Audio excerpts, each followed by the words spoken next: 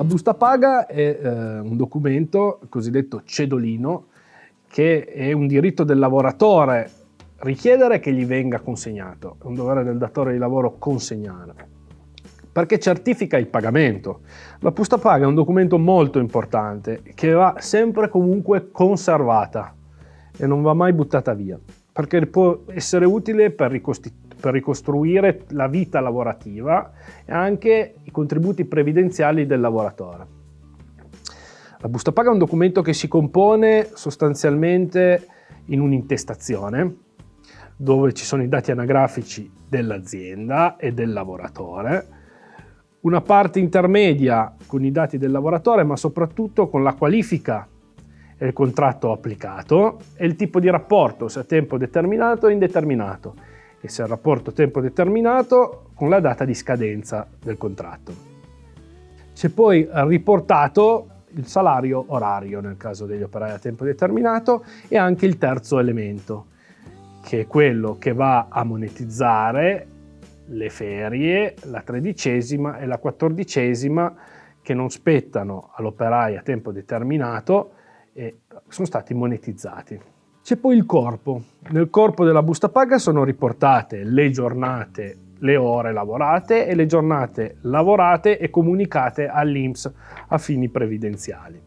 Qua ci sono le ore lavorate, i giorni lavorati, i giorni dichiarati all'INPS, mese e periodo di competenza, perché sarà logicamente mensile, salario base, quindi quanto percepisce all'ora un tempo determinato, terzo elemento, la somma, fa questa roba qua, che moltiplicata per le ore del lavoro fa la paga lorda.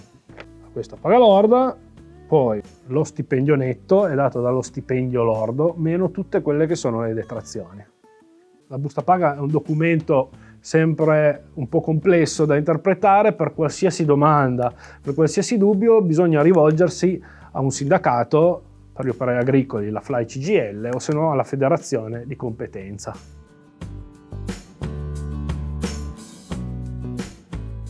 Il lavoro grigio non si capirà mai dalla busta paga, perché il lavoro grigio è un rapporto formalmente corretto, quindi la busta paga è ineccepibile. Però sarà una busta paga in cui le cifre saranno più basse, perché saranno meno le ore dichiarate e lavorate. Se la busta paga non riflette quello che è la situazione di lavoro effettiva, allora siamo in presenza di lavoro grigio e quindi ci sarà tutta quella perdita sulla retribuzione indiretta. Quindi per sapere sostanzialmente quanto perdo, basta guardare le giornate dichiarate e moltiplicarle per le ore di lavoro che avrei svolto e so quanto manca in busta paga.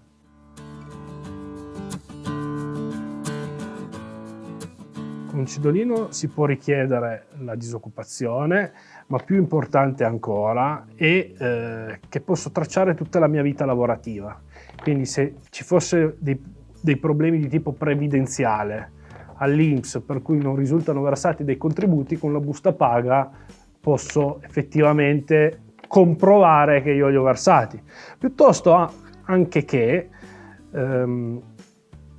posso recuperare situazioni contrattuali non corrette, cioè mi accorgo che sono stato sottoinquadrato, quindi ho lavorato con una tariffa oraria inferiore a quella minima.